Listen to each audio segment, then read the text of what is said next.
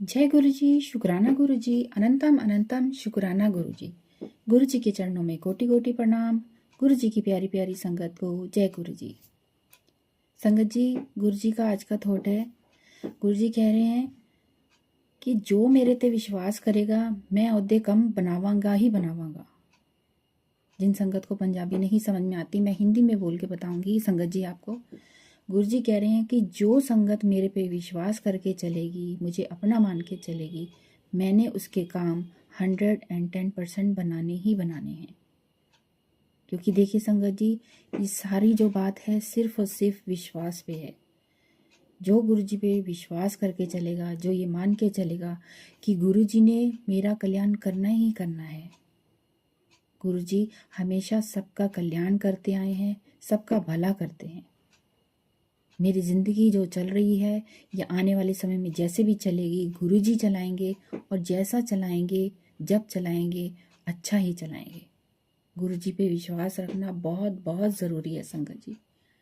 गुरु जी से हमने कोई ट्रायल नहीं लेना है कि जैसे गुरु जी अपने समय में कहते थे, लेट अस ट्राई करके सोच के बिल्कुल मत आना मेरे पास।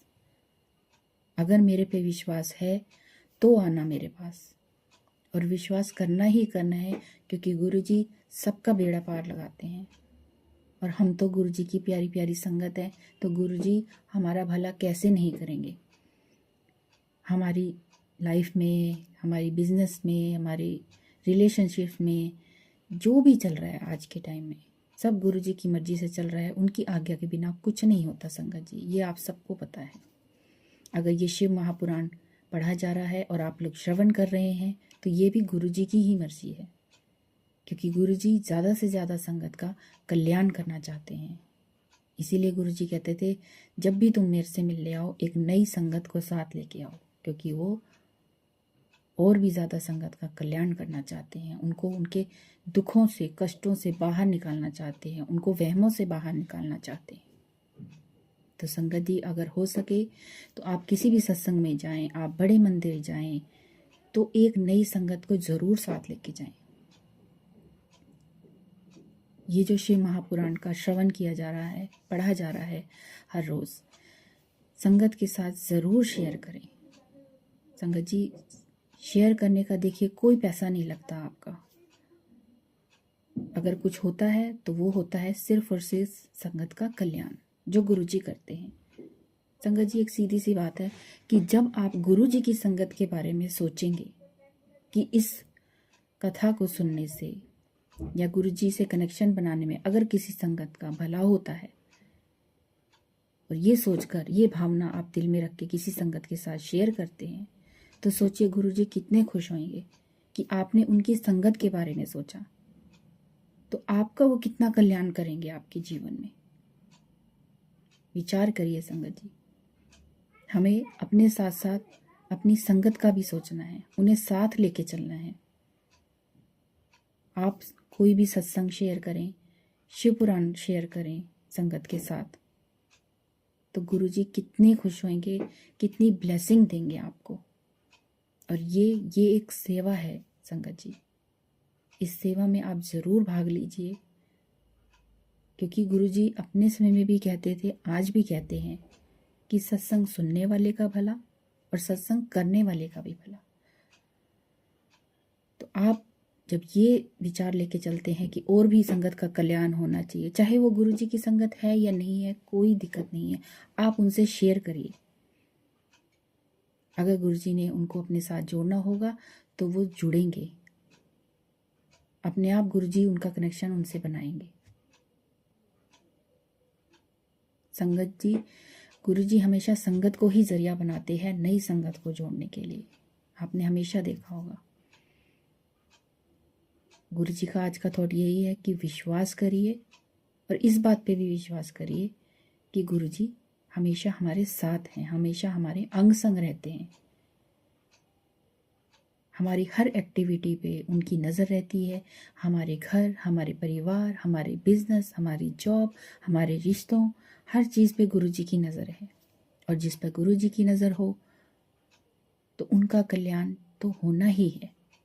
और गुरु जी ने आपकी पूरी फैमिली को ब्लेस किया है, तो कितने खुश नसीब हैं हम कि गुरु जी से चरणों से जुड़ने का मौका मिला हमें। इससे बड़ी बात तो हमारे जीवन में कोई हो ही नहीं सकती संगत जी। हमें जोड़ा, हमारे परिवार को जोड़ रहे हैं, तो शुक्राना करिए गुरु जी का कि गुरु जी हम बहुत भाग्यशाली हैं जो आपके चरणों से जुड़ने का मौका मिला। आज्ञा तो गुरु जी की ही होती है, लेकिन हमने सिर्फ और सिर्फ शुक्राना अदा करना है, चाहे जैसा भी समय चल रहा है। सुख में भी शुक्राना करना है, दुख में शुक्राना भी करना है और अरदास भी करनी है गुरु जी से कि गुरु जी जो हो रहा है आपकी आज्ञा से हो रहा है, आगे भी जो होगा आपकी ही आज्ञा से होगा। बस आप हमेशा हमारे अंग संग रहना, चाहे जैसा भी समय है। अगर हमारे जीवन में कोई सुख आने वाला है तो गुरु जी आप ही लेकर आना, अगर कोई दुख आने वाला है तो गुरु जी आप साथ रहना उस दुख में हमारे साथ। जब आप इस तरह का सरेंडर करते हैं गुरु जी को, टोटल सरेंडर करते हैं अपना, तो गुरु जी आपका बहुत बहुत कल्याण करते हैं। जो देखिए गुरु जी के चरणों से जुड़ गया, जो उनके चरणों में गिर गया, उसका कनेक्शन तो बहुत सॉलिड बन जाता है गुरु जी से। फिर गुरु जी आपको जो थॉट देते हैं, जो इशारे देते हैं, वो आपको समझ में आने लगते हैं कि गुरु जी आपसे क्या कह रहे हैं। अगर आपके मन में कोई सवाल है, गुरु जी आपको उसका भी जवाब देते हैं। आपको किसी से पूछने की ज़रूरत नहीं, कोई मीडिएटर नहीं बनाइए, डायरेक्ट कनेक्शन आपका बनेगा गुरु जी के साथ। जब आप गुरु जी के साथ बैठ के बातें करेंगे अपने सुख की, अपने दुख की। संगत जी डेली एक बना लीजिए, एक रूटीन बना लीजिए अपना कि सुबह या रात गुरु जी के साथ बैठना ही बैठना है। जितना समय भी आप दे सके बैठिए, उनको बताइए कि आज सारा दिन में क्या क्या हुआ। वैसे तो गुरु जी जाने जहान है, लेकिन जब आप बैठ के बातें करेंगे तो देखिए आपका कनेक्शन कैसा बनता है। आप बताइए उन्हें कि गुरु जी आज ये अच्छा हुआ, आज ये बुरा हुआ। क्योंकि जब आप गुरु जी से बात करेंगे तभी आप गुरु जी को जान पाएंगे कि गुरु जी क्या चाहते हैं। गुरु जी आपको इशारे देते हैं, चाहे वो सत्संग के जरिए हो या अपनी संगत के जरिए, किसी भी तरीके से गुरु जी आपको जवाब देते हैं, आपकी प्रॉब्लम्स का सलूशन देते हैं। लेकिन ये सब होगा कब संगत जी? जब हम गुरु जी पर पूरा विश्वास करेंगे।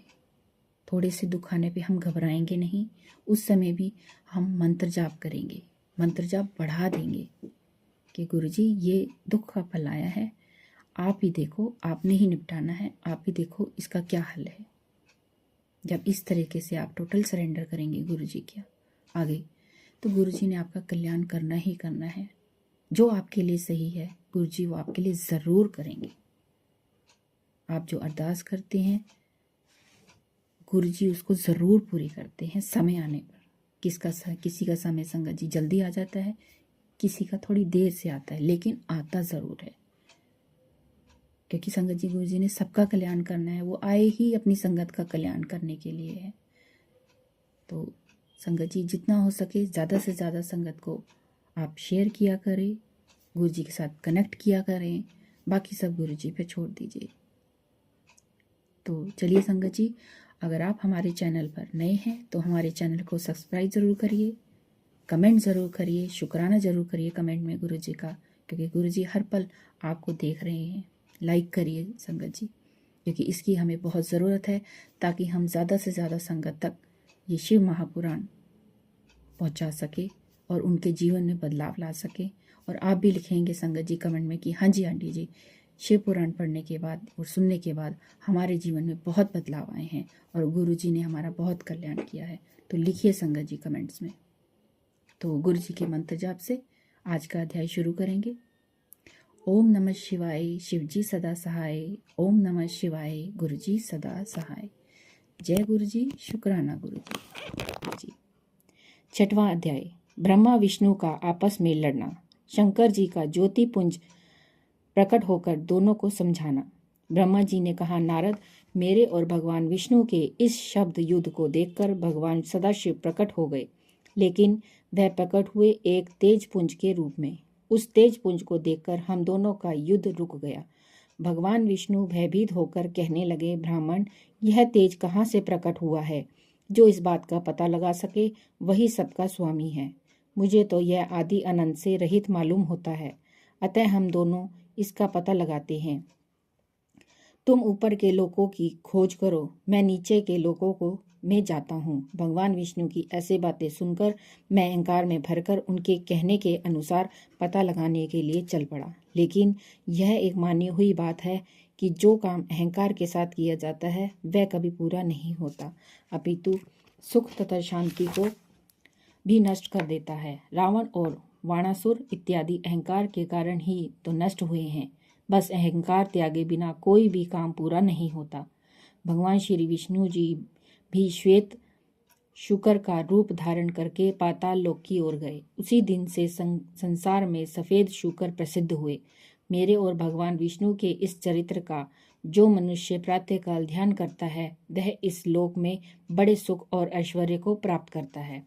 मैं और भगवान विष्णु दिव्य सहस्त्र वर्ष तक उस ज्योतिपुंज का आदि व अनंत खोजते रहे, परंतु पार नहीं पा सके। हम दोनों वापस लौट आए, किंतु जिस स्थान से चले थे उसको भी न पा सके।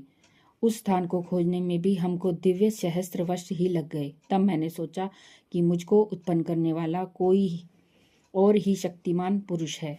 यह विचार उठते ही हम उस ज्योतिपुंज के पास आ गए और मूर्खता के कारण उत्पन्न हुई शत्रुता का त्याग कर दिया। उसी समय आकाशवाणी हुई, तुम दोनों ही योग करो। आकाशवाणी सुनकर हम दोनों ही योग करने लगे और दिव्य ज्योति को संबोधित करके प्रार्थना की कि हे प्रभु, आप शीघ्र ही हमें अपने वास्तविक रूप का दर्शन दीजिए।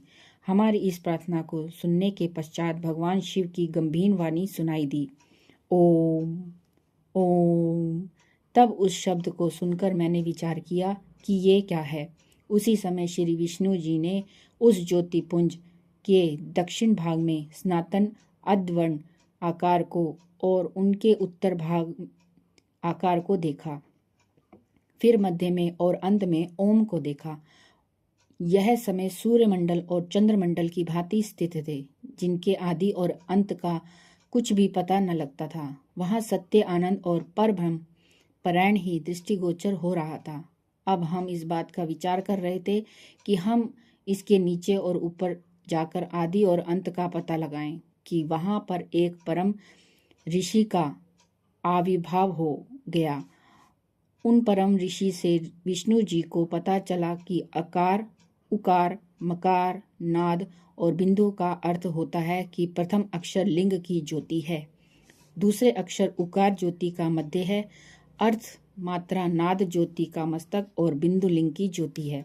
उसके अतिरिक्त यह अर्थ भी होते हैं कि अकार की ऋग्वेद, उकार से यजुर्वेद और मकार से सामवेद और नाद से अर्थवेद और बिंदु से ब्रह्म विद्या का स्वरूप। हर एक वेद ने 10-10 अर्थों से भगवान सदाशिव की स्तुति की है। ऋग्वेद रजोगुणी है, वह लिंग का दक्षिण वाला भाग है। यजुर्वेद सत्वगुणी और लिंग का मध्य भाग है। और सगुण अथर्ववेद का कहना है कि सदाशिव कुछ नहीं करते, जो कुछ भी होता है वह शक्ति की इच्छा से होता है। ऋग्वेद की उपमा जागृत, यजुर्वेद की सुपन और सामदेव की सुष्पलवों से दी जाती है। अर्थवेद की पूरी अवस्था मानी जाती है। इससे जानने के पश्चात जप करने से ही मोक्ष की प्राप्ति होती है, इसलिए इस जप को तारक कहा जाता है। यह मोक्ष के देने का अधिकारी है। इसका नाम प्रणव है। ओम के तीनों अक्षर इस प्रणव के अंदर ही छिपे हुए हैं।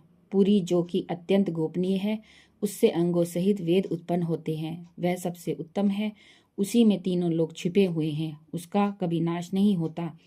ब्रह्मा से लेकर कण तक उसी में लीन हो जाते हैं। अव्यक्त खोजने पर शीघ्र प्राप्त नहीं होता। 18 पुराण इसी में होते हैं। भगवान सदाशिव को वेद पार ब्रह्म स्वरूप कहते हैं। दक्षिण आकार से सृष्टि की उत्पत्ति, बाएं अंग से पालन और हृदय के दोनों मकार सदाशिव के शरीर में अलंकृत हैं। मस्तक आकार, दया, नेत्र उकार, दोनों कान मकार, नाक नकार, होठ दोनों आकार, तालु के वर्ग के 5 अक्षर, दायां पांव तोरक के अक्षर, बायां पांव पकार, पृष्ठ भाग कुकार, दोनों पांजर आकार, कंधा मकार, हृदय पौरुष वीर्य को प्रकट करते हैं। ऐसे सदाशिव का केवल ध्यान करने से अत्यधिक प्रसन्नता प्राप्ति होती है। मैंने और श्री विष्णु जी ने भगवान सदाशिव के स्वरूप को देखा और प्रसन्न चित्त से स्तुति करना आरंभ कर दिया। संगत जी, श्री शिव महापुराण का 6वां अध्याय यहाँ समाप्त होता है। कल हम 7वां अध्याय का श्रवण करेंगे। संगत जी, आपके चरणों में छोटी सी विनती है, थोड़ा सा समय निकालकर शिव पुराण का श्रवण जरूर करें। चलिए संगत जी, गुरु जी के मंत्र जाप से 6वें अध्याय की समाप्ति करते हैं और आगे 7वें अध्याय की तैयारी करते हैं। ओम नमः शिवाय, शिव जी सदा सहाय। ओम नमः शिवाय, गुरु जी सदा सहाय। जय गुरु जी, शुक्राना गुरु जी, अनंतम अनंतम शुक्राना गुरु जी।